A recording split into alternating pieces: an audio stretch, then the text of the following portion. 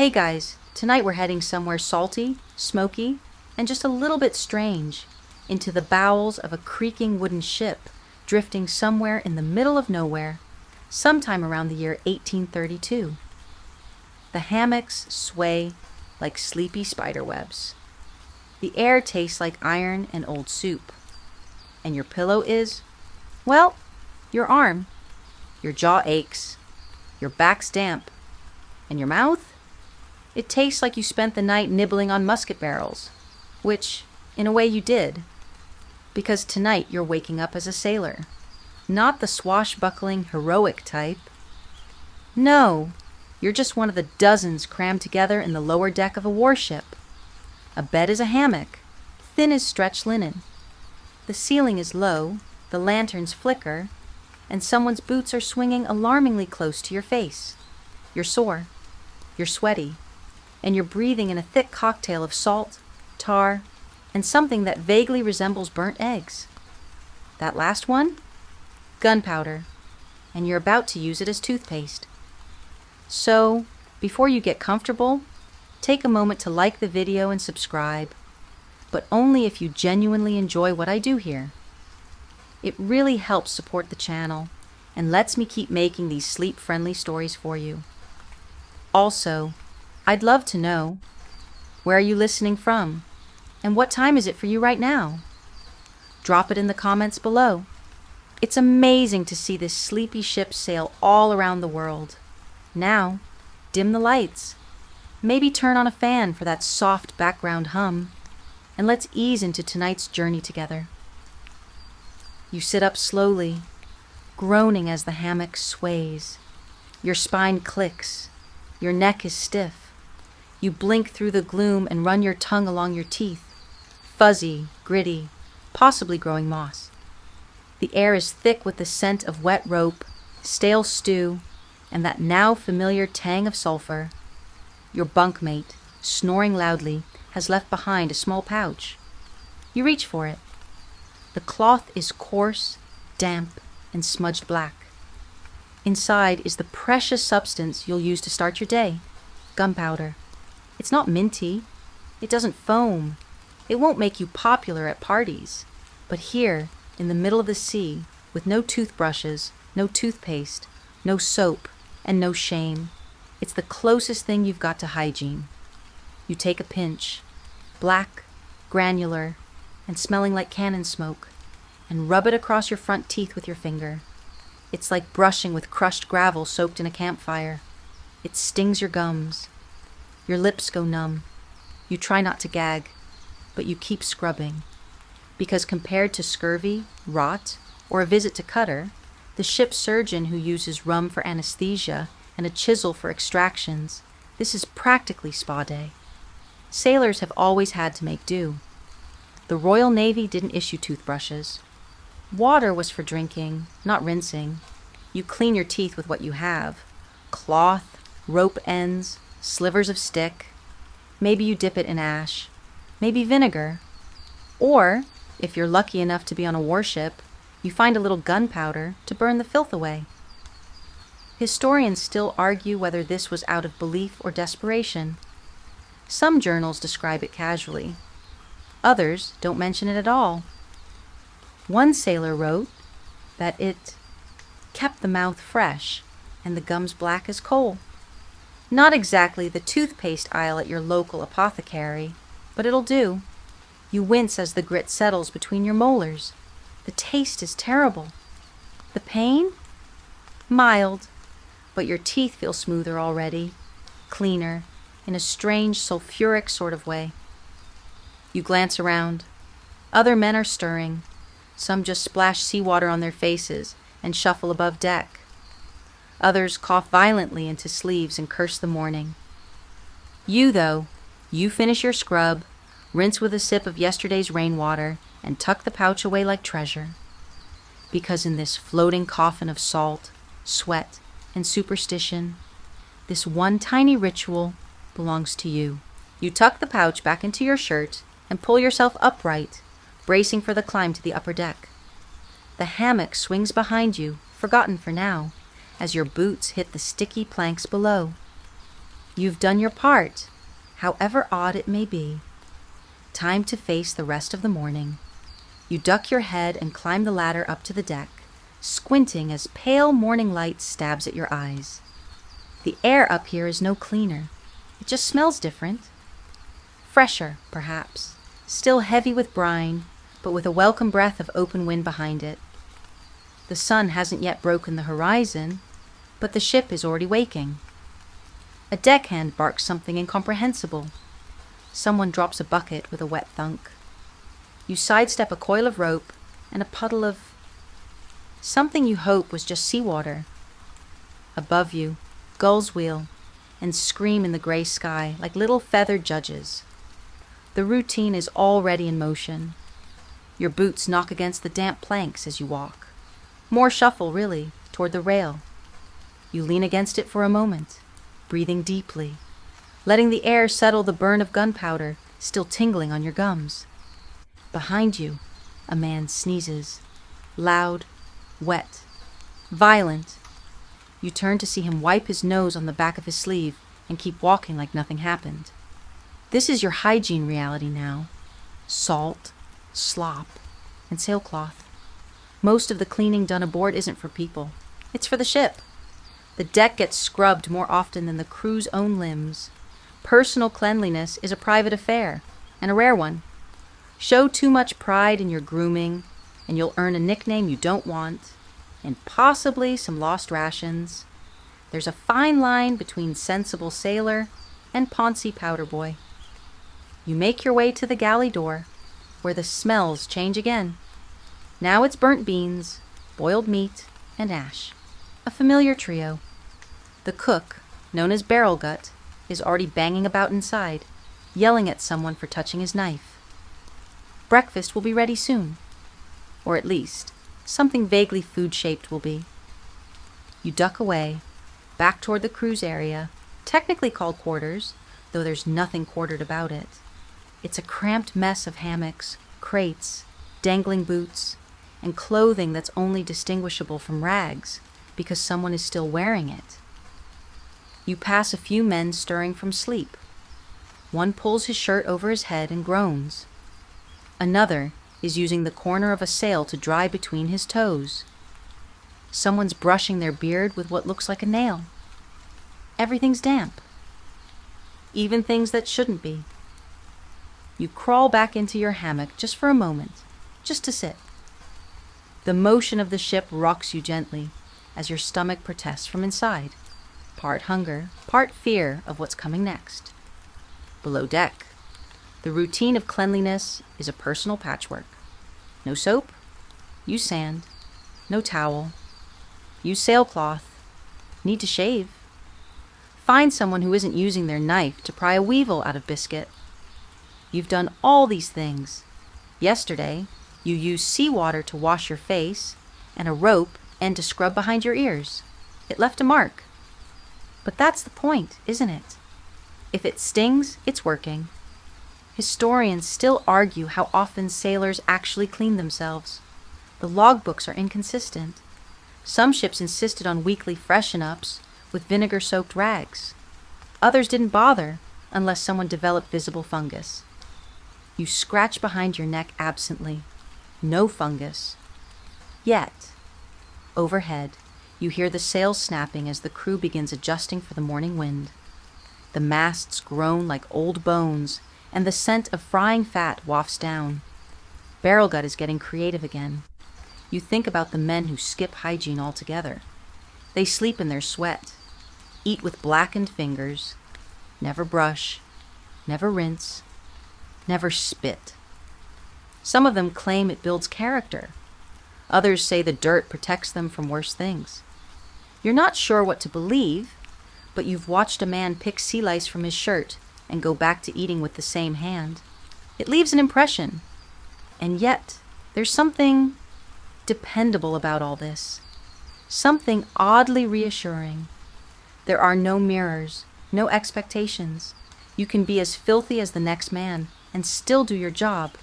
Still climb, still scrub, still haul, still survive. You reach into your coat pocket and feel the powder pouch again. Still there.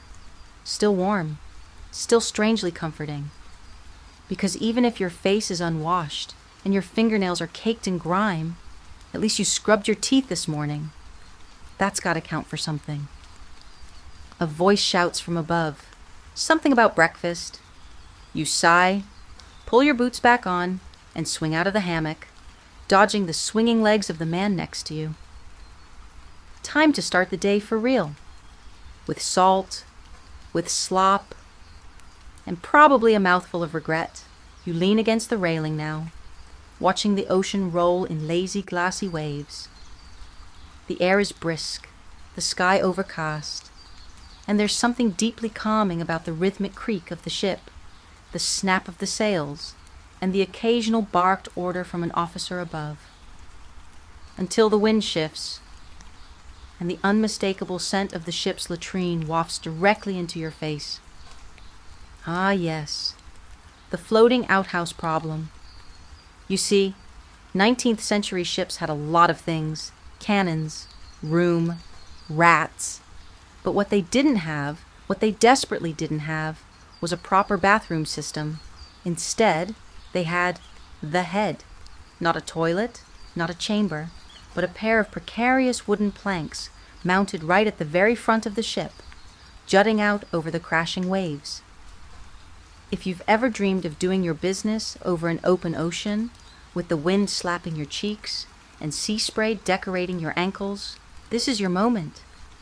You shuffle forward toward the bow, holding your breath, and try not to think about how many other men have squatted here today. The ship lurches slightly, and you grip the ropes like your life depends on it. Because it does. One slip, and you're not just wet, you're likely gone. Swept away with your dignity flapping behind you like a torn sail. There's no privacy, just you, the elements, and the haunting echo of Jenkins, humming sea shanties while relieving himself 2 planks over. Historians still argue whether sailors preferred going over the edge out of necessity or because they genuinely enjoyed the view. Either way, this setup doesn't encourage lingering. You get in, do what needs doing, and scurry back down the deck before a wave knocks your socks off. If you're still wearing socks, that is. And here's the kicker. These bathroom runs aren't just risky. They're part of what makes hygiene at sea a joke no one's laughing at. After all, if that's the toilet, then what counts is washing your hands? Spoiler, nothing. There are no basins, no sinks, no hand sanitizer, just a sloshed bucket if you're lucky, or the hem of your already disgusting shirt. You rub your fingers on your britches, pretending that friction alone will cleanse you. It doesn't. You pass by the galley again, where the cook is slicing salted meat directly on a plank he just wiped with his apron. The same apron he used to chase away a rat this morning. It's all part of the circle of shipboard life. Now imagine going back below deck after that adventure. The crew quarters are more crowded than ever. Hammocks sway so closely together you can smell what your bunkmate had for dinner. And guess what? So can your toothbrush, because there's no drawer to keep your few personal items safe and separate. Your powder pouch, the one you use to scrub your teeth, rests inches from your boots, which rest inches from your neighbor's old sock, stuffed with tobacco. It's intimate, and not in a good way. You make your way to the far corner where the midshipman is coughing again. Deep, wet, phlegmy coughs. Someone tosses him a cloth. He misses. The cloth hits the wall, slides down, and lands neatly next to the spoon pile. You try not to think about it. You have to try. Down here, there are no real boundaries.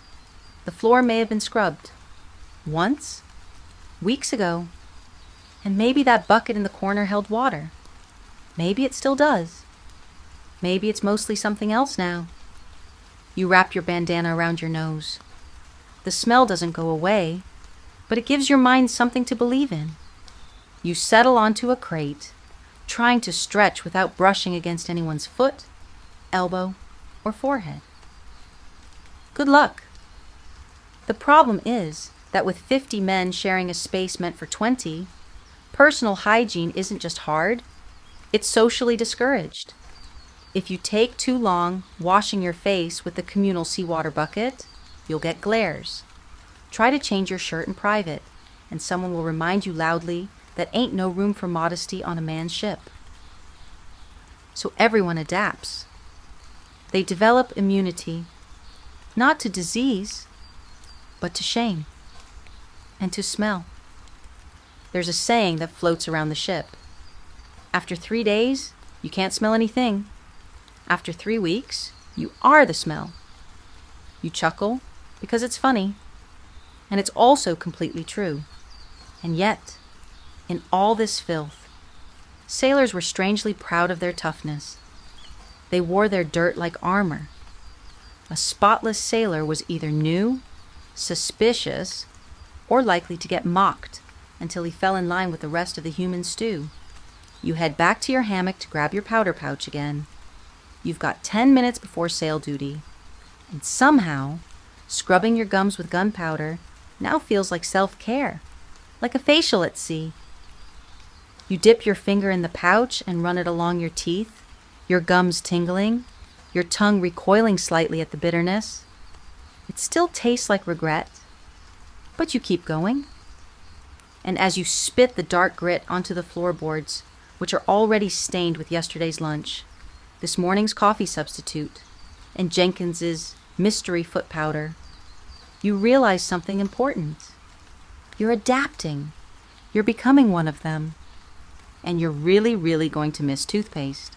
There's no bell or alarm to tell you it's time. It's your gums that do the talking.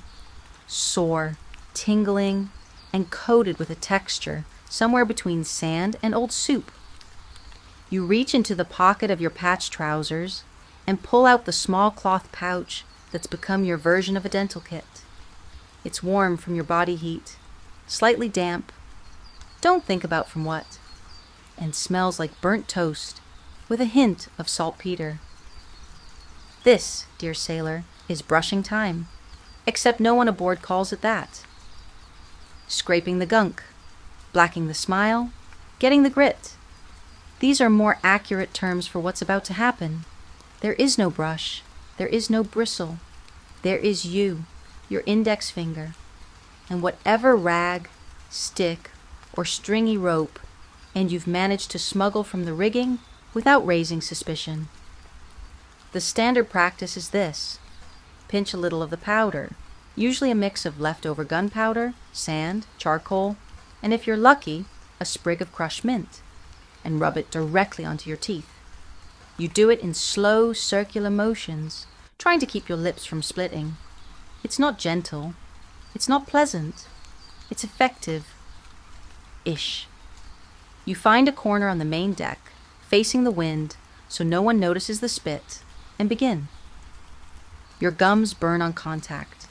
The sulfur bites first, then the charcoal grinds against enamel that's already chipped from years of chewing ship biscuits. Your teeth don't shine, they matte. Nearby, another sailor uses a worn stick, probably from the barrel crate, and rubs it against his molars like he's sanding a piece of driftwood. He nods at you, approvingly. Dental solidarity. He doesn't say much.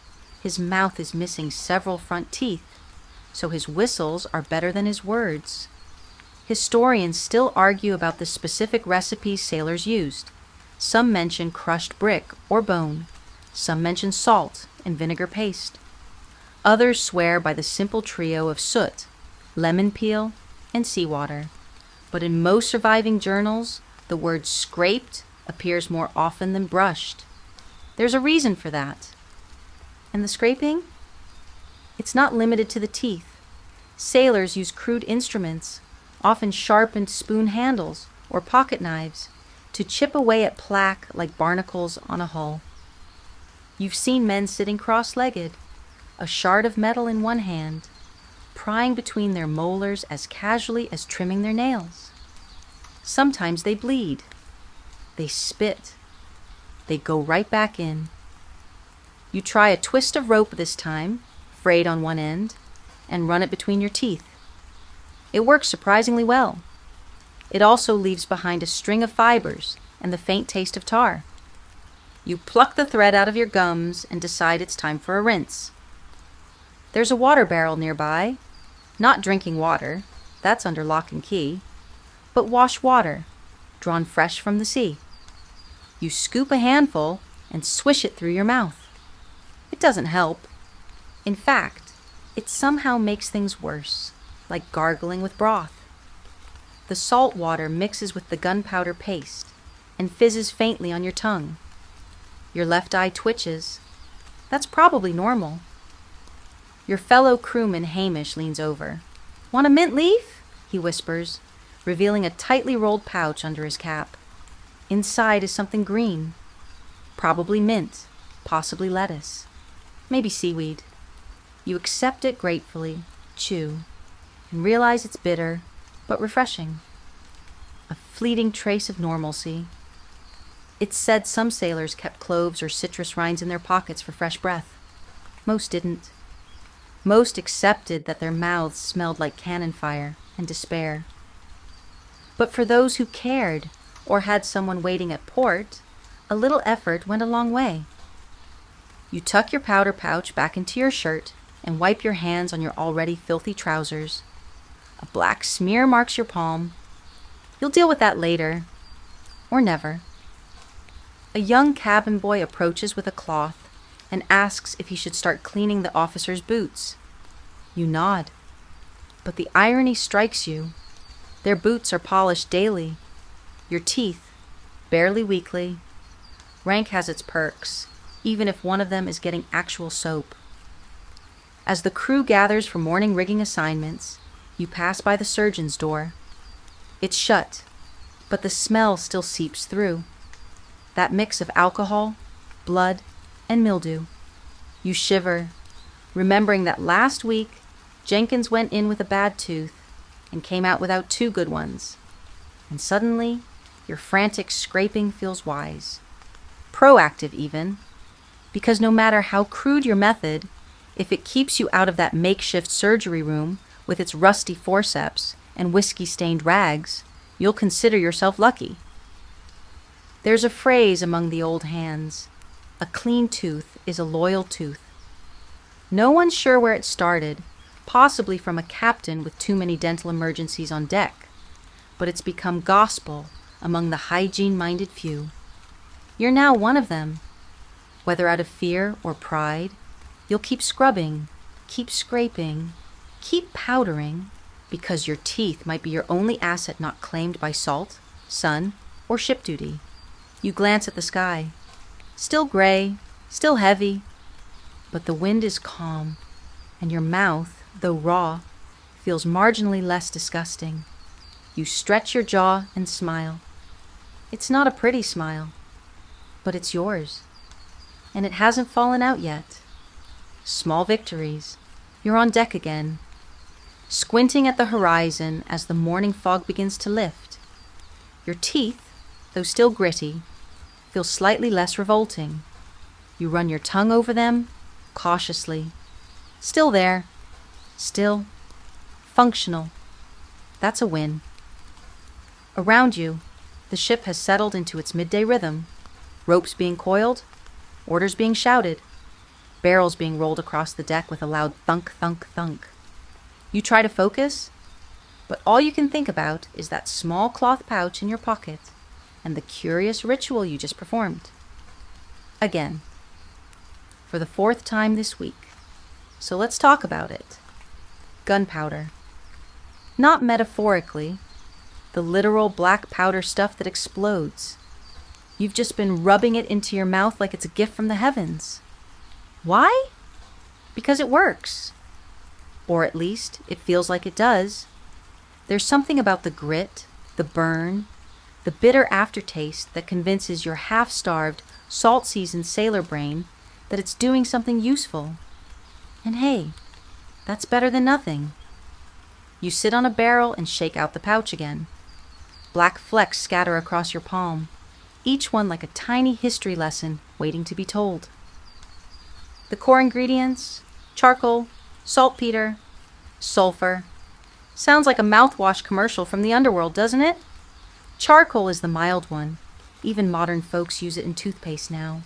It's abrasive, yes, but it's also absorbent, pulls odors and stains right off enamel. You nod, feeling slightly vindicated. Saltpeter, though? That's potassium nitrate, and it's mostly known for preserving meat and making things go boom. As for sulfur, well, it gives that signature rotten egg scent, kills bacteria to an extent, and probably makes your eyes water every time you use it. Which is how you know it's working, right? Historians still debate whether sailors intentionally use gunpowder for its chemical benefits, or if it was just a happy, explosive accident. Some say it started out of desperation during long voyages, when toothache spread faster than gossip. Others argue it was a ritual, a way to repurpose leftovers from the cannon decks, an attempt at hygiene that doubled as a show of toughness. You pause, glancing at your reflection in a patch of polished brass. Your teeth are darker than they were last year, a little worn, a little jagged, but, all things considered, not bad. Rumor has it that some captains even encourage the practice. Black teeth, white flag, they'd say, joking that a man who scrubbed with gunpowder had grit, literally and figuratively. It meant he was willing to suffer a little for cleanliness. And honestly, that was the most anyone could ask for aboard a ship with 50 men and one wash basin. Next to you, an older sailor, Willis, spits a thick glob of black sludge into the wind and lets out a sigh. Used to be, we'd mix it with crushed seashells. Made it crunch nice, he mutters, showing off a gap where a tooth clearly didn't survive the experiment. You ask him if it worked. Don't rightly know, he shrugs. Still got more teeth than Jenkins, so maybe. A fair point. You gather your thoughts and consider trying a new blend next time. Maybe find some ash from the cooking fire, or that chalky white dust near the anchor chain. Variety is the spice of life, even when your spice rack consists of sea grit and cannon residue. There's also something ceremonial about it. You've noticed how the other men do it too, each with his own method, his own tools. One guy uses a fishbone, scraping delicately like a dentist, with a license forged in rum. Another uses a coin, rubbed flat from years of handling, to burnish his front teeth until they glint in the sun. For some, it's a superstition. For others, just a way to pass the time. You remember one sailor from a few months ago, Tobias, quiet guy, always humming sea shanties under his breath, claimed he used real pearl dust in his paste, swore it was from a necklace he won off a merchant's daughter in Zanzibar. Whether or not that's true, his smile was unusually bright. Could have been the pearl, could have been the smugness. You stand and stretch. The pouch goes back into your shirt, tucked close to your heart like a sailor's amulet. You're not sure when exactly this became part of your daily rhythm, but now it feels essential. It's not about being clean, not really. It's about control, having one small thing in a world where so much is uncertain. You turn toward the bow, where two young deckhands are daring each other to brush with gunpowder and lemon rind at the same time. One of them starts coughing almost immediately. You can't help but laugh, then wince as the motion jostles your sensitive molar. Maybe not so funny after all. You wander back toward the hold, passing by a barrel marked Cannon Stores. You glance at the lid. Inside, black powder packed in waxy cloth. Dangerous, valuable, in demand, for cannons and canines apparently. You resist the urge to grab more. Discipline. That's what separates sailors from sea rats. As the sun hits high noon and the shadows shrink underfoot, you feel a strange sense of accomplishment. Your boots are wet, Your clothes are stiff with salt, and your stomach is half empty. But your teeth? They're scrubbed. Sort of. And in this world, that's about as close to luxury as you're going to get. You're below deck now, ducking low to avoid a particularly cruel beam, the kind that loves to headbutt unsuspecting sailors. The lanterns are swinging gently, casting golden arcs of light on the damp, creaky floorboards. The air here is heavy, saturated with the smell of sweat, salt, and something vaguely medicinal. A sour tang that makes your eyes sting just a little. This is where the surgeon works. You shuffle toward the makeshift infirmary, located just past the Gunpowder magazine, because nothing says safety like open wounds and explosives within a sneeze of each other. The surgeon, a wiry man named Cutter, no one remembers his real name, and honestly, it's probably better that way, is hunched over a man's face with a pair of forceps in one hand and a flask in the other. The man groans, loudly. You freeze, suddenly aware of your own teeth. They throb sympathetically, especially the one on the bottom right that's been a little loose ever since that hard tack last week. You rub your jaw absent-mindedly. It's fine. Probably. Definitely. Cutter looks up, eyes bleary. Tooth? He asks. You shake your head quickly. Just watching, you murmur. He grunts and returns to his work, yanking, with feeling, and removing a molar with a sickening crack. Blood spatters the floor. The patient faints. Cutter takes a sip from his flask and drops the tooth into a tin already containing 3 others. It's only noon. You see, dental hygiene aboard ships wasn't just a matter of fresh breath. It was survival. A rotting tooth could lead to infection, fever, and in some horrifying cases, death. There were no antibiotics, no sterile equipment, and no mercy. Once a tooth went bad, it had to come out. Immediately. With or without consent.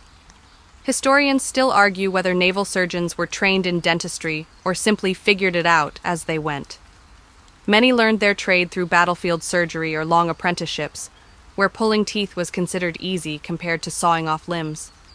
One surgeon even bragged in his logbook about pulling 12 teeth in one morning before breakfast. A real overachiever.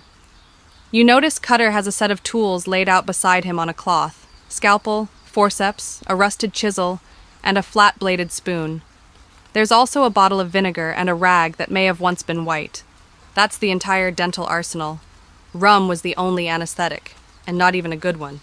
There's a legend that during one particularly grim voyage, a sailor with an infected jaw drank half a bottle of grog, bit down on a spoon, and begged his friend to knock the tooth out with the butt of a pistol. It worked. He survived. The pistol? Less so. You turn away, feeling queasy, and head back toward the crew quarters. Around you, men are laughing, playing dice, mending clothes. Some are spitting into buckets, others into corners. You make a note to avoid the corners. And then you hear it. A low, pitiful moan. You follow the sound to a young sailor curled up in his hammock, face pale and one cheek swollen to the size of a coconut. He's sweating, twitching, and muttering nonsense. You crouch beside him. Hurts? You ask. He nods barely. You open your pouch and offer him a pinch of powder. He stares. It's not medicine, you say softly, but it's something. He dips a finger in, hesitates, then rubs it along his gums. His eyes flutter. The burn hits quickly. His mouth twitches. But within a few moments he exhales, slower now. The pain hasn't gone, but it's dulled. Distracted. You sit beside him, the two of you swaying with the ship's rhythm, and wait. A nearby sailor tosses over a flask. For the nerves, he says. You're not sure if he means the kids or yours. You both drink. Here's the thing about dental care at sea. It was communal. Pain was shared. Teeth were everyone's concern. If one man got sick, it could spread. And if one man screamed through the night with an abscess, no one slept. So people helped. In weird, uncomfortable, and questionably effective ways, but they helped. You remember another tale, one told in hushed tones on a stormy night. A sailor in the Caribbean with a blackened front tooth decided to chisel it out himself using a belt buckle and sheer willpower. He passed out halfway through. When he woke, he finished the job, became a legend, also developed a permanent whistle when speaking. "Better a whistle than a worm," he reportedly said. You help the boy sit up, hand him a piece of cloth to bite on, and tell him to keep pressure on the sore side. He nods, grateful. You nod back, pretending not to be terrified that your own teeth may be next. Because that's the quiet truth every sailor knows. Your teeth are traitors. They crack, they rot, they ache. And the second one of them turns against you, there's no dentist with a gentle touch waiting in the wings. Just Cutter, his vinegar bottle, and a hammer that's seen far too much action. Still, as you settle back into your hammock, you take a small comfort in routine. The daily scrubbing, the burning powder, the salt water rinse. They might not be perfect, but they're a line of defense. However crude, however strange. You clench your jaw once, lightly, still holding. Still yours. You wake from a shallow nap to the sound of something being sharpened. That rhythmic scrape of metal against stone, slow, deliberate, almost meditative. You open your eyes and turn your head, neck stiff from the awkward bend of hammock slumber. There, not 10 feet from you, one of the older sailors, Big Eli, is hunched over a whetstone, working on his shaving razor. Except he's not planning on shaving. Eli's already clean-faced, as far as sea life allows. But that blade? It's doing double duty today. He holds it up, squints at the edge, then opens his mouth wide and, using the dull side, begins scraping the inside of his cheek. Not violently, more like a man gently coaxing barnacles off a hull. It's an odd sight, but not a rare one. This, as you now know well, is part of a sailor's grooming ritual. Shaving razors and dental scrapers share the same address. In fact, many sailors use the same blade for both, one side for facial hair, the other for tooth scum. And you'd better remember which is which.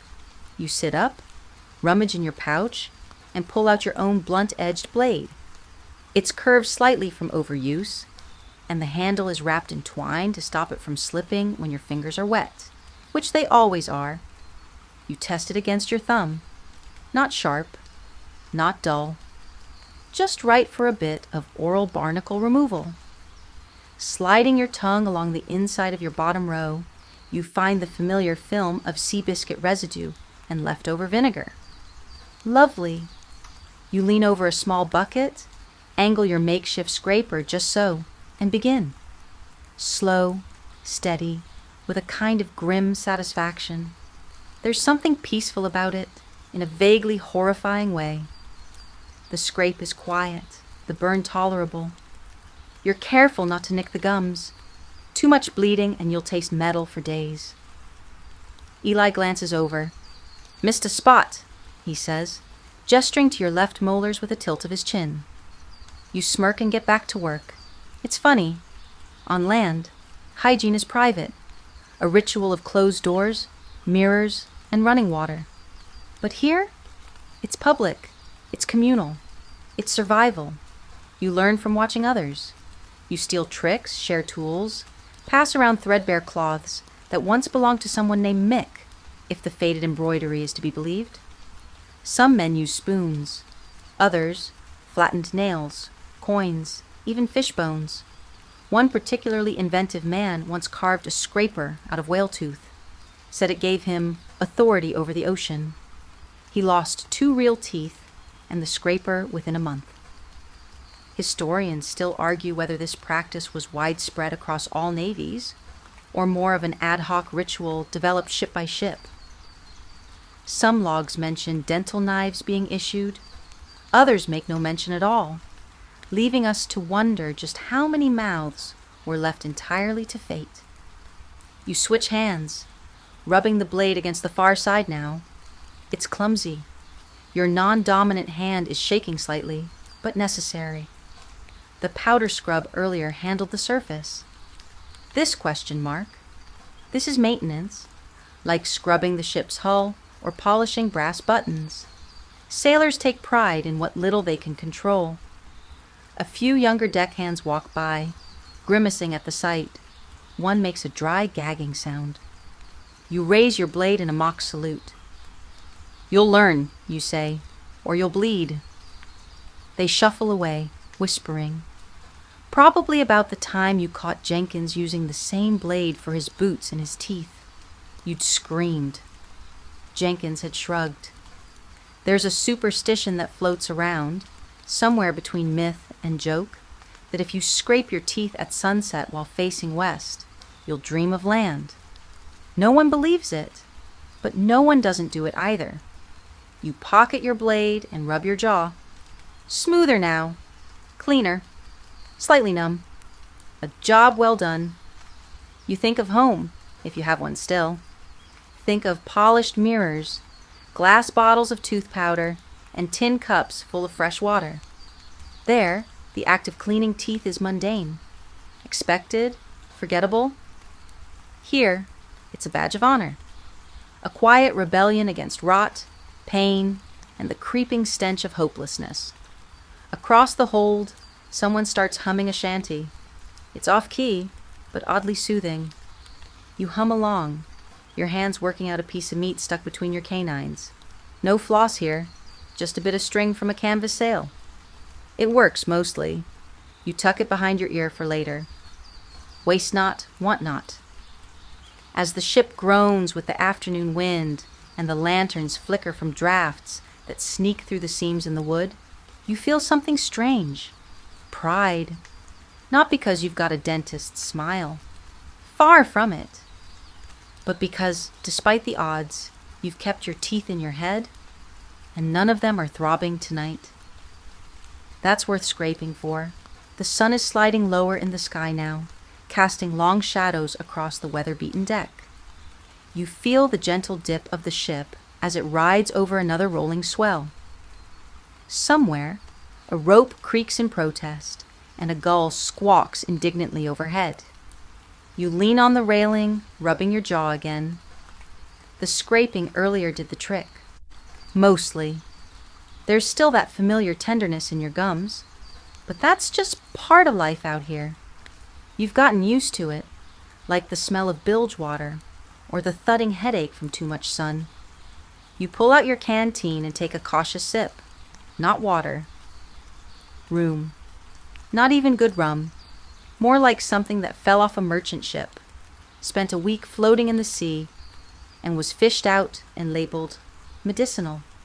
Still, it burns going down and warms your insides like a small campfire behind your ribs. And let's be honest, rum solves a lot of things aboard this ship. Toothache? Room? Stubbed toe? Room. Existential dread from months without land? Double rum. But the truth is, rum isn't really medicine. It just delays things, like your aching molar, or that spot on your gum that keeps bleeding when you brush too hard. You swirl the last mouthful and wonder if swishing it counts as antiseptic. Probably not, but it's worth pretending. And then there's the other so-called cure-all, limes.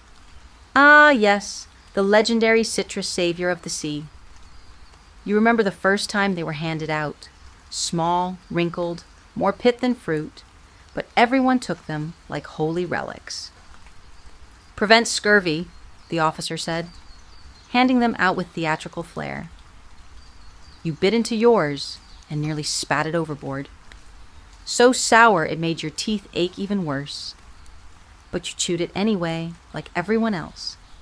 Because limes, despite tasting like regret, were your ticket to staying alive. Sort of. Scurvy's a sneaky beast. It starts with weakness, then swollen gums.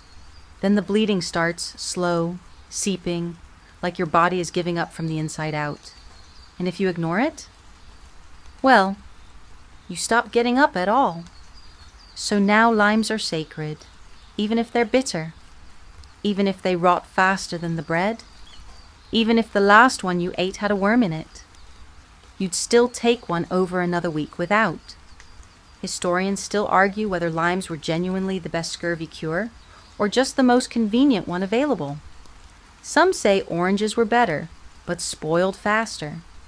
Others claim that lemons were used by the Spanish and worked even more efficiently. But here, on the ship, you get limes. And you're grateful. Ish. There's even a saying now, a lime a day keeps the coffin away. Grim? Yes. Accurate? Also, yes. Back in the hold, you overheard a man telling a story, half true, as all sailor stories are, about a captain who refused to issue limes for discipline reasons. Half his crew lost their teeth, the rest threatened mutiny. The captain started eating limes himself after that, with rum, very quietly. You take another swig. Then, chewing on a piece of bark someone swears has cleansing properties, you watch Jenkins stroll past, grinning. At least, he tries to. Jenkins, famously, has only 5 teeth. They're spaced like fence posts and stained the color of burnt molasses. He's oddly proud of them. Still better than gold ones, he mutters. And that brings you to the dental lies of ship life.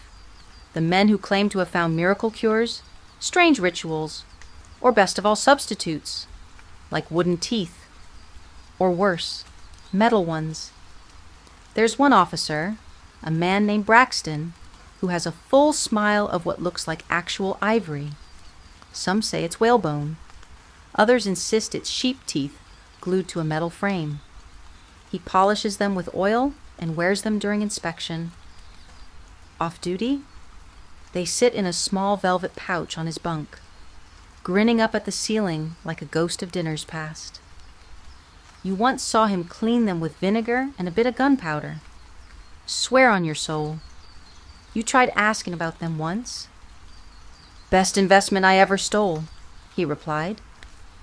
You didn't ask again. Of course, not everyone's so glamorous. Some sailors, after losing teeth, simply stuff the gap with cotton or bits of rope. One desperate fellow reportedly jammed a brass button into a molar socket to stop the bleeding. It turned green. So did he. But fake teeth aren't just about chewing. They're about status. If you can afford replacements, even hideous ones, you've got power. And if you can flash a metallic grin at the enemy across the gunwale, well, that's as good as armor. You spit over the side, watching the wind catch it and fling it harmlessly into the waves. Somewhere below, the fish probably appreciate your mint-flavored gunpowder and rum cocktail. You pull your pouch out again, weigh it in your hand. Maybe just one more scrub before sunset. Because the limes help, and the rum numbs. But when it comes down to it, the one thing between you and Cutter's grimy forceps is your daily ritual. Scrape, scrub, rinse, swish, repeat. You've got most of your teeth. They're yours. They're ugly, sure, but they're still in there. And in this life, that's enough to smile about. The wind shifts again. You feel it in your hair, your shirt, your teeth. Literally, because now you're leaning against the rail, trying to floss with a string of coarse thread you yanked from your own shirt hem. The thread is stiff, unruly, and keeps fraying in the gaps. But you're committed. And here's the irony. You've gone through all this effort, scraping, powdering, rinsing, lime chewing, and your hands are filthy. You glance at them now, fingernails blackened from tar, knuckles calloused, stained with rope burn, soot, and yesterday's stew. There's a blister forming near your palm, angry and raw from tugging canvas during the morning squall. So, when you shove your dirty fingers into your mouth, trying to hook the floss around that back molar, there's a certain pointlessness to it all. You're cleaning your teeth with what might as well be miniature grease rags. Welcome to the paradox of sailor hygiene. Clean teeth, dirty hands. You lean back, examining the line of your fingertips. Under the nails, tiny particles of gunpowder still cling stubbornly. despite your half-hearted attempt at washing in a barrel earlier. You remember using the same hands to help haul a half-rotten fish out of a storage crate. That was yesterday. You never got around to scrubbing. One sailor, you know, McDougal, keeps a little bristle brush on his belt just for his nails. He says he used to be a barber's assistant back in Glasgow. Claims clean hands make clean mouths. But even his fingernails look like burnt walnuts most days. The sea doesn't reward neatness. Historians still argue whether sailors even cared about hand washing as part of hygiene, or if it was more of a functional concern, only washing up when they handled rope tar, butchered meat, or visited officers. Most evidence suggests it wasn't a priority. Water was precious, soap even more so. Hands. Well, hands were tools. Tools didn't need pampering. You remember one tale. A man nicknamed Ten-Finger Tom, whose hands were so blackened from coal handling that his crewmates assumed he wore gloves. He didn't. Just skin, soot, and a healthy dose of denial. He died with all his teeth, though. Go figure. You feel something wedged between your molars, a sliver of last night's jerky, or a splinter from your makeshift scraper. Either way, you dig it out, flick it into the sea, and rinse your fingers on your shirt, which at this point is more cloth sculpture than clothing. And here's the uncomfortable truth. Even the most devoted dental routine aboard means very little when your hands are essentially petri dishes of maritime grime. You could brush with gold dust and clove oil, but if you're doing it with fingers that just helped swab up a rat corpse, you're fighting a losing battle. But you do it anyway. Because the effort matters. The routine matters. Even if it's done with coal-stained fingertips and a piece of chewed cloth. It's your effort.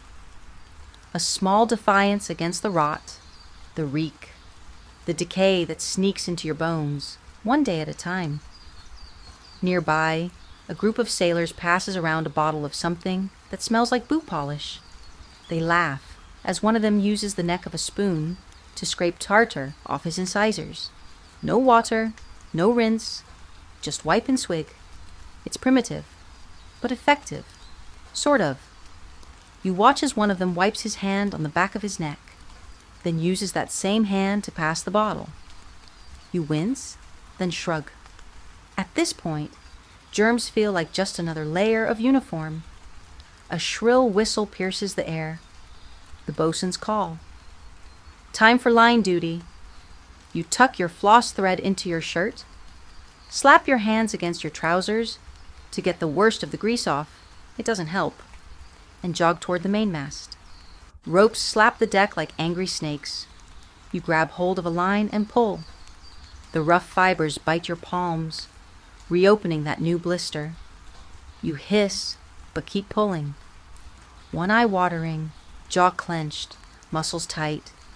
When it's done, you glance down at your hands again. The new wound glistens slightly. You suck the blood off instinctively, then stop. Right. That's how it all starts. You wrap the spot with a strip of cloth torn from your undershirt and make a mental note to avoid using that hand for tooth scraping tomorrow. Or not. Honestly, by tomorrow, you might be grateful to feel anything in your mouth besides mildew and regret. You head back to your corner, where your powder pouch waits patiently, and stare at your fingers once more. They're rough, calloused, covered in reminders of your work, your food, your shipmates, but somehow your teeth still feel okay. And as you kneel beside a barrel to rinse them one more time with a swish of salt water and a soft hum under your breath, you realize something oddly comforting. You may not have soap, you may not have gloves, but you've got ritual, discipline, habit. And for now, that's enough. You're back below deck, sitting near the powder room, a place that simultaneously comforts and unnerves you. Rows of canvas bags filled with black powder are stacked neatly in barrels, a terrifying amount of potential packed into burlap and rope. But your interest tonight isn't about cannons or combat. It's about teeth, specifically how gunpowder became dental powder in the first place. It's a strange trajectory for a substance. Originally meant to fire projectiles into enemy hulls, now rubbed into the mouths of exhausted sailors like some grim, gritty toothpaste. Who decided this was a good idea? The short answer? Probably nobody did. Not at first. You imagine it happened like most things aboard a ship, out of boredom, desperation, or a dare. One man, possibly hungover and fed up with the fuzz growing on his teeth, picked up a pinch of powder and rubbed it along his gums. It stung, it scratched, and afterward, maybe, his mouth felt cleaner, or at least different, and so it spread, quietly, no official announcement, just whispered conversations between hammocks. Try this, it'll scrape the slime off. Burns a bit, but that means it's working. Better than vinegar and a stick, aye? You pull out your own pouch now and examine the contents more closely. It's not pure powder. Not anymore. Over time, sailors began to experiment, adding bits of crushed charcoal, salt, even broken biscuit crumbs. You once tried adding lemon zest. It went poorly. Historians still argue over whether this dental gunpowder was used across all navies or only popped up in certain ships and crews. Some journals mention it in passing. Applied powder to molars before rest. Others are silent, leading to debates about whether it was taboo, improvised, or just too common to bother recording. You pinch a bit between your fingers and think about what's actually in it. The classic formula for gunpowder is 3 parts potassium nitrate. That's your saltpeter. 2 parts charcoal and 1 part sulfur. Charcoal, as we've covered, is decent for teeth. It absorbs odor, binds toxins, even removes stains. Saltpeter is a preservative and has mild antiseptic properties. Sulfur, well, it's kind of along for the ride, and it does kill bacteria, but at the cost of making your mouth smell like a dragon's armpit. You rub the mix across your teeth now, slowly. You've learned the right pressure. Not too hard. You don't want to grind enamel into oblivion. Just enough to feel the friction. The result? Immediate heat. A tingling buzz along your gums. It's not pleasant, but it's invigorating. You almost believe it's making a difference. Some men take pride in their concoctions. They guard their recipes, claiming they found the perfect ratio. One swears by adding pipe ash. Another insists on dipping his finger in vinegar first. You once knew a man who chewed tobacco and gunpowder together, said it gave him a real sharp bite. He now has 3 teeth and a speech impediment. There's a strange cultural prestige to it all, like an arms race of oral hygiene. Who can take the sting? Who's brave enough to go twice a day? Who found a mint leaf and ground it in? And the results show. Some men flash surprisingly clean teeth. Not white, but polished, smooth. Others, well, others lean into the look. Blackened teeth, bleeding gums, but prideful in their resilience. You remember a crewman from another ship you met in Barbados? Had gold dust in his powder. Said he found it in a busted coin and figured if it could shine metal, it could shine a molar. His smile sparkled, but he flinched every time he bit into bread. One officer, back in Gibraltar, gave a lecture on naval grooming and actually encouraged powder brushing. Claimed it built character. Said, "A mouth fit to light a cannon is a mouth fit to shout a command." You didn't know what that meant then. You still don't. But it sounded cool. You finish your scrub and spit into a nearby bucket. It hits with a dark splash. You rinse with a sip of rainwater hoarded in your boot. You don't recommend it. And lean back with a sigh. Your mouth feels raw, but alive. The funny part? There's no proof it works. No medical journal from the 1800s giving a seal of approval. No testimonials beyond secondhand sea stories. And yet, it persists. Because you feel better after doing it. And in a world where so much is out of your hands, storms, disease, order shouted at dawn, this one small act of control feels enormous. You check the pouch again. Still got enough for a few more days. You tuck it away, safe inside your shirt, close to the skin. Your ritual, your relic, your tiny pouch of explosive personal care. And as the ship groans softly around you and the sea slaps the hull in a sleepy rhythm, you smile. Kind of carefully. You wake before dawn this time, not from a whistle or shouted order, but from a dull ache pulsing through your jaw. One of those warning aches, the kind that whispers, "If you ignore me, I'll turn into a story." You sit up slowly, rubbing your cheek and hoping it's just a sore muscle. Deep down, you know better. You reach for your powder pouch almost by instinct now, like it's become an extension of your hand. The scratchy cloth feels familiar, warm from your body heat. It seems stiff with salt and age. You open it carefully and take a pinch. No hesitation, just necessity. And as you rub it gently across the back row of teeth, you can't help but wonder, what is this stuff actually doing? It's time to ask the big question. Does gunpowder actually help your teeth? Well, scientifically, that depends who you ask. Modern experts? They'd probably recoil in horror, throw out words like abrasion, enamel erosion, and what in the name of molar health were they thinking? But back here, in the creaky, splinter-ridden hull of a 19th century vessel, you're less concerned with long-term consequences. You're worried about now, the swelling, the throb, the creeping fear of Cutter and his awful pliers. So we dig into the logic. Charcoal, known since ancient times to absorb impurities. Some historians believe the Egyptians used it for oral hygiene. It's gritty, but not overly destructive if used with care. Saltpeter, mildly antibacterial, which is probably helpful in a mouthful of meat bits, ship biscuit dust, and vague soup residue. Sulfur. This one's trickier. It does kill some bacteria, but it also smells like a cannon fart and leaves your breath suspiciously similar to spoiled eggs. You once had a dream where your teeth melted and turned to yellow steam.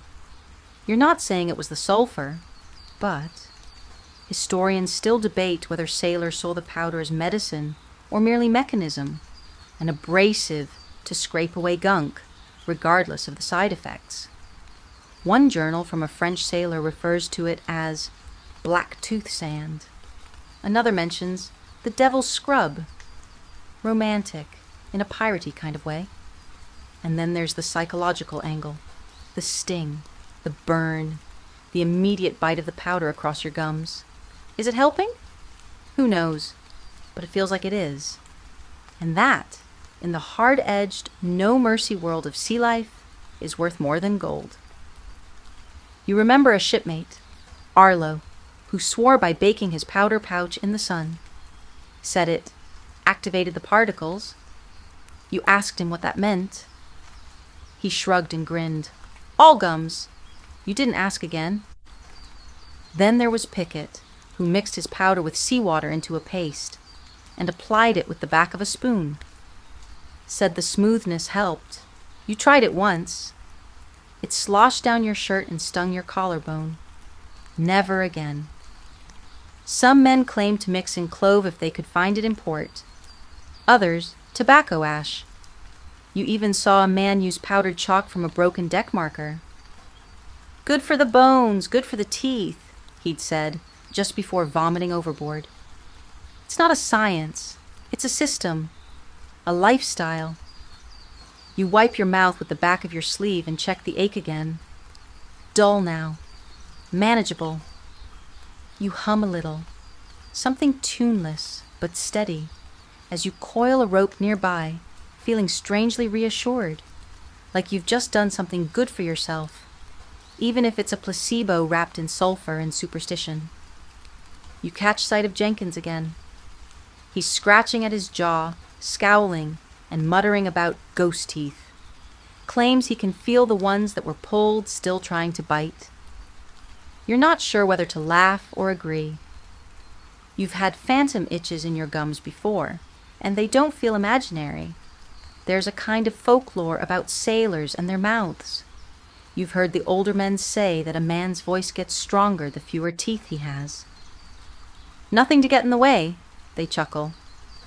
You've also heard that the angrier the toothache, the closer you are to land. No one believes it, but everyone repeats it.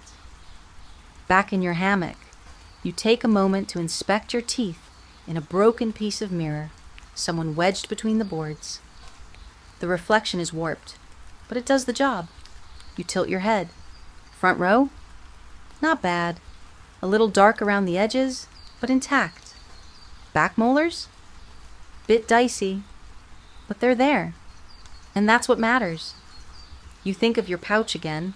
What's left of it? Only a few pinches remain. You'll need to improvise soon. Maybe barter with one of the cannon crew, or sneak a scoop during reloading drills.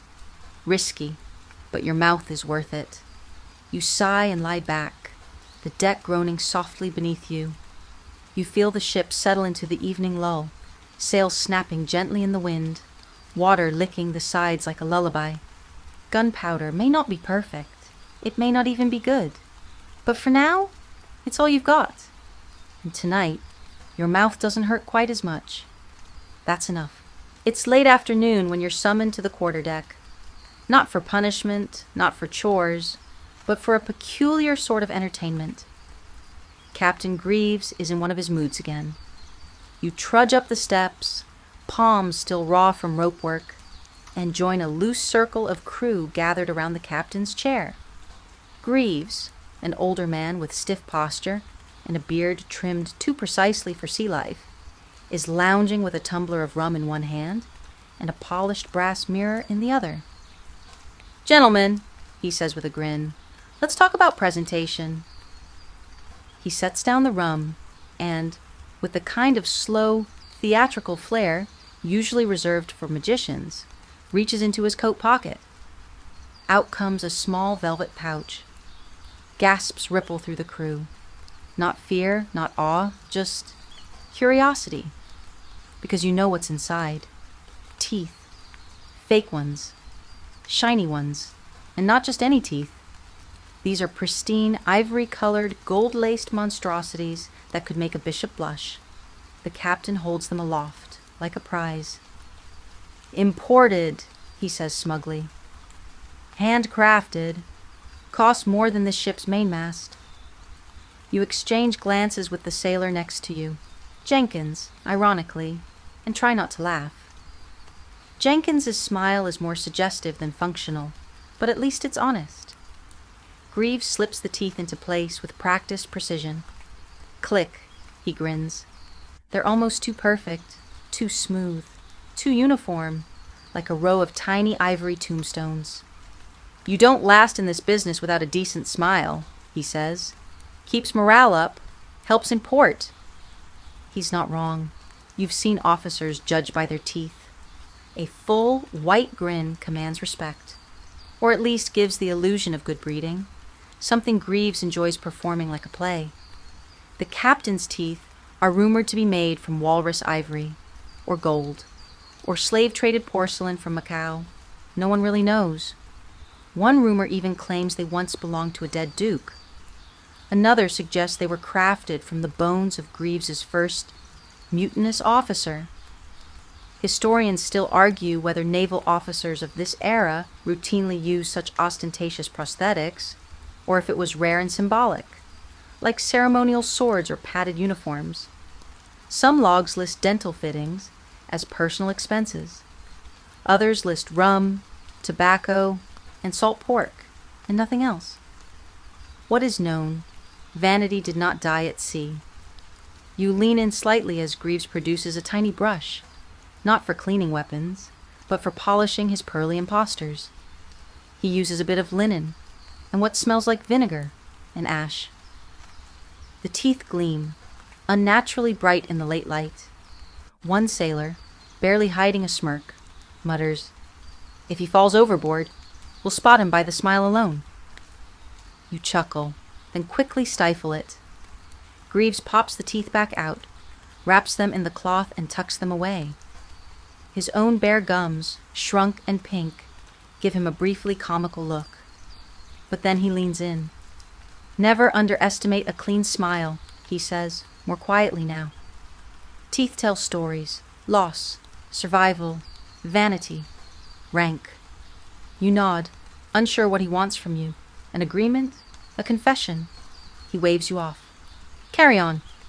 You descend the steps with a swirl of thoughts. The real story is this. Those teeth might look fancy, but they hide the same pain everyone else endures.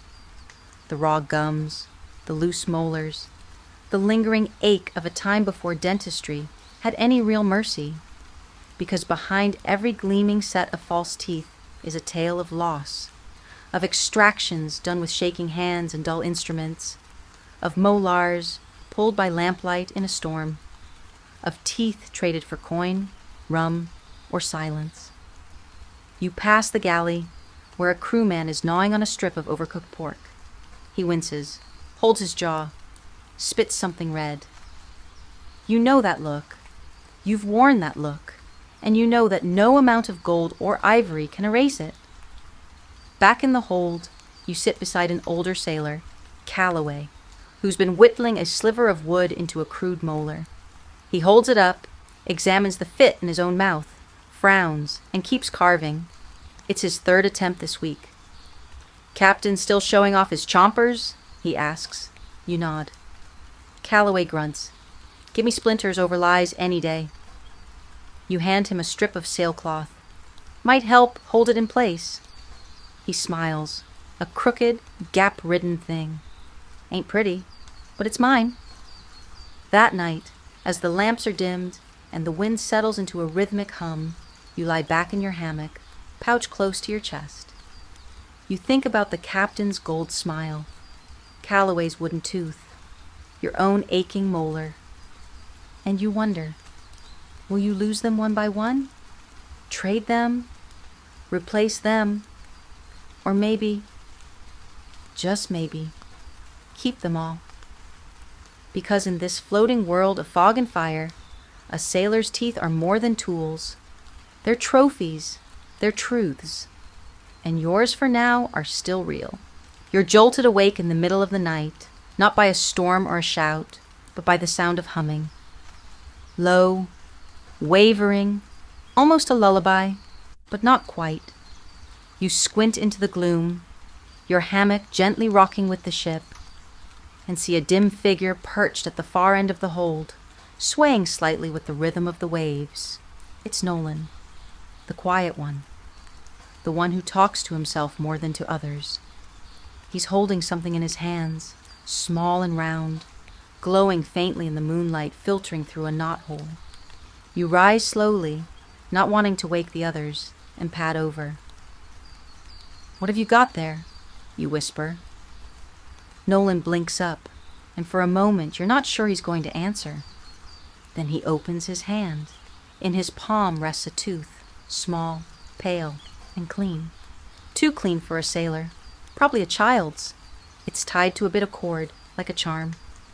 She left it for me, he mutters. The sea fairy. You pause. Right.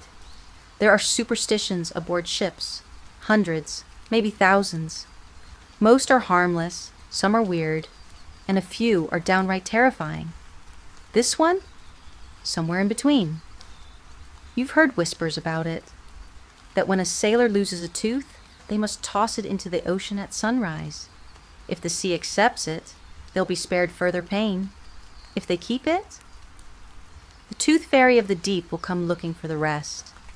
It's a child's tale, probably born out of too many nights with no land in sight, and too many grown men grappling with rot in their gums and terror in their guts.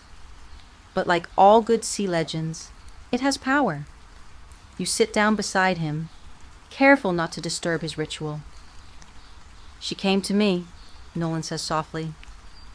Told me to keep it close. Said she'd watch the rest. You nod slowly, not sure if he's hallucinating or just scared. Either way, you understand. You think back to that old tooth you lost last season. The one Cutter yanked in the dark, too far gone to save. You didn't throw it into the sea. You buried it in a coil of rope under your hammock. A quiet goodbye, just in case. Historians still argue about the depth of sailor superstitions, whether they were genuine beliefs or just psychological survival tools. But anyone who's lived aboard a ship for months at sea knows this much. The line between rational and irrational blurs somewhere around the third week without fresh fruit. Nolan reaches into his bag and pulls out a second charm, this one a seashell with a hole bored through it. Teeth of the ocean, he says. We used to wear these as kids. You take it, feel its smooth edge. You've seen plenty of sailors wear these, on string, on belts, sewn into cuffs. Some say they keep storms away. Others say they stop your molars from splitting mid-meal. You hand it back. You ever lose any others? You ask. He smiles, revealing an uneven but mostly intact row. Just one, so far. You glance around. The other sailors sleep on, breathing softly, mouths open, vulnerable. Teeth are strange things, so necessary, so personal, and yet so fragile. When you lose one, it feels like losing a part of yourself, especially here, where replacements come in the form of splinters, shells, or brass buttons, and where the pain of an abscess can be enough to make a grown man beg for knockout rum and a hammer. You've heard other stories too, that if a sailor dreams of losing teeth, it means someone will die before the next port. That if you bury a tooth in a rat's nest, your pain will transfer to the rat. That if you wear the teeth of your enemies, you gain their voice. Superstitions, all of them. But they fill the gaps where logic can't reach. You reach into your pocket, where you've stashed a broken tooth of your own. It chipped 2 weeks ago. You kept it without thinking. Now, you wonder if the sea fairy would approve. Maybe you'll throw it overboard tomorrow. Maybe not. You leave Nolan to his humming, return to your hammock, and lie back. The ship creaks softly, cradling you like an old cradle, the water outside slapping rhythmically against the hull. You run your tongue along your teeth, counting them, testing their loyalty. Still there, still yours, for now. And if one goes missing, you'll know what to do. Offer it to the sea, or tuck it away, and wait. Morning arrives with the sharp metallic clang of a bell and the unmistakable scent of low tide trapped inside a dirty sock. You stretch in your hammock, body stiff from sleep, and immediately wince. The ache in your jaw has returned, slight but present. Persistent, like a nail just beneath the skin. You roll out, shuffle past the snoring row of hammocks, and make your way toward the upper deck. But today's not about ropes or sails or shouting matches with Jenkins. Today, you've got permission to visit the one place that may or may not be worse than the surgeon's room. Portside Dentistry. It's a rare stop at a bustling dock somewhere in the tropics. You're not sure of the name. You're not even sure of the language. But what you do know is this. Someone on shore has a sign that says tooth repair in big crooked letters, and that's good enough. So you follow the crowd of equally nervous sailors into town, down a muddy path, through a market that smells like papaya and sweat, and into a narrow alley where the so-called dentist has set up shop. It's less a building and more a lean-to made of shipping crates and canvas. Inside, a wooden stool, a crate of tools, a bucket of cloudy water, and a man with a mustache so thick it might be absorbing sound. You hesitate. He gestures. You sit. He offers you a sip from a flask. You decline. He insists. You take it. It burns. Good start. Then he reaches into a box and pulls out a tool that looks suspiciously like a chisel. Your smile fades. He doesn't speak much English, but he makes a tapping motion on your jaw, then lifts one brow as if to say, "This the one?" You nod slowly. He doesn't ask about your hygiene habits. He doesn't care about your powder rituals or nightly scrapes. He taps again, you nod again, and suddenly, whack! You lurch. Your vision swims. There's a dull, meaty crack, then silence. You spit. Blood. Tooth. Possibly your soul. And he grins. Repair? Number extraction. That's what passes for repair here. But you're still conscious, which is more than Jenkins could say after his last shoreside visit. The man offers you a rag, soaked in something that smells like rum and camphor. You press it to your jaw, dizzy from pain and gratitude. He shows you the tooth, yours now no longer. A bit of pulp, still hanging from the root. You nod, because what else is there to do? He wraps it in paper and hands it to you. A souvenir, he says, in surprisingly decent English.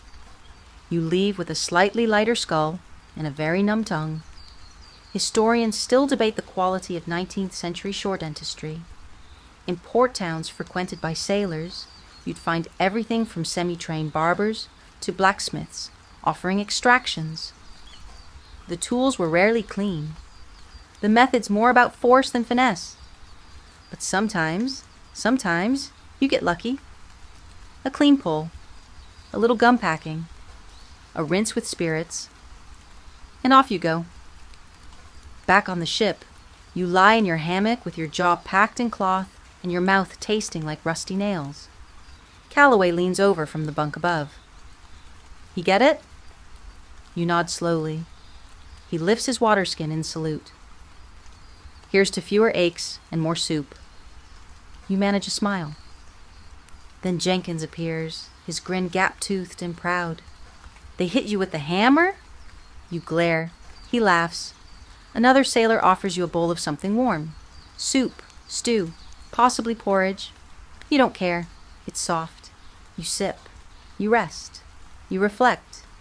Your gunpowder days, at least for that side of your mouth, are over.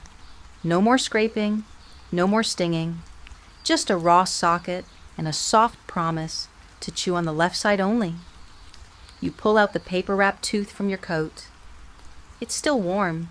You unwrap it, hold it up to the dim lantern glow. One last look. Then you walk to the railing, open your palm, and let it fall into the sea.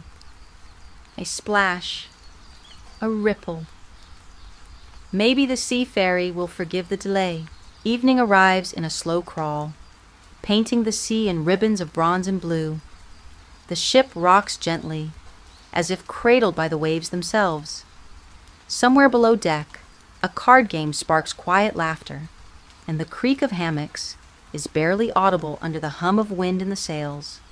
You're back in your corner, hunched over a splintered crate, pouch of powder open beside you. It's nearly empty now. Just a few sad pinches clinging to the corners like the last crumbs of hardtack at the bottom of a tin. You consider using it. Habit urges you to. But there's an empty space in your mouth now, a soft crater where your tooth once was.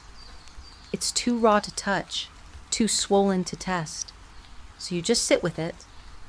Let it throb like a slow drum in your jaw. This is your last brush before the storm. Not a storm of weather, though the sky is darkening, but the storm of time. The slow, grinding erosion of yourself out here. You feel it in your bones, in your teeth, in the way your body now moves like it's made of rope and wood instead of blood and sinew. You lift the pouch to your nose and inhale. Charcoal, salt, sulfur, history. The burn that once felt brave now feels tired. You remember your first night scrubbing with gunpowder, the sting, the alarm, the pride. You remember Eli and his blade, Calloway and his whittled tooth, Nolan and the sea fairy, Greaves and his golden fakes. You remember the vinegar burns, the spoon scrapes, the ash rinses, the taste of mint leaves, the superstition of cloves, the salt water sizzle. And you remember Cutter's forceps gleaming in lantern light. You always thought you'd be able to hold out, that if you scrubbed hard enough, often enough, smart enough, you'd be one of the lucky ones, the ones with all their teeth, when they walked back onto solid land. Maybe that's still true. Maybe the others will fall out one by one. Maybe not. But for now, you have your rituals, your habits, your old pouch. You fish out one last pinch, just a smear. You dab it on your finger and gently run it over your front teeth, avoiding the wounded spot. No pressure, no scraping, just touch. A farewell.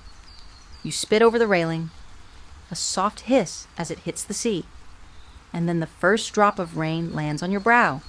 Not a storm yet, but close. You look to the sky, then back at the pouch. You fold it tightly, tie it shut, and tuck it into a corner behind a beam, your little time capsule of resilience and desperation. The ship creaks beneath you. Thunder murmurs in the distance. The crew is settling in for the night, adjusting sails, tightening ropes. There's a tension in the air, an electric pause. You run your tongue over your teeth. Still there. Most of them. You close your eyes, lean your head back against the wall, and exhale. You made it another day. And in this place, that means everything. Now, as the lanterns dim and the hammocks sway gently like seaweed beneath the waves, your breathing slows. The sharp tang of sulfur fades from memory. The taste of salt lingers just at the edge of your tongue, familiar and oddly comforting.